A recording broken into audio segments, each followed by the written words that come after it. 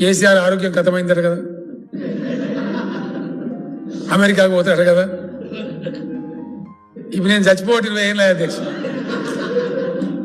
20 ఏళ్ళైంది కానీ నేను చావలే. అవే దీవెన్. నాకు చాలా మంది మిత్రులు అధ్యక్ష, ఏం చేయాలి ఇప్పుడు కూడా నాకు ఏమైంది అధ్యక్ష, దుఃఖాలు ఉన్నా.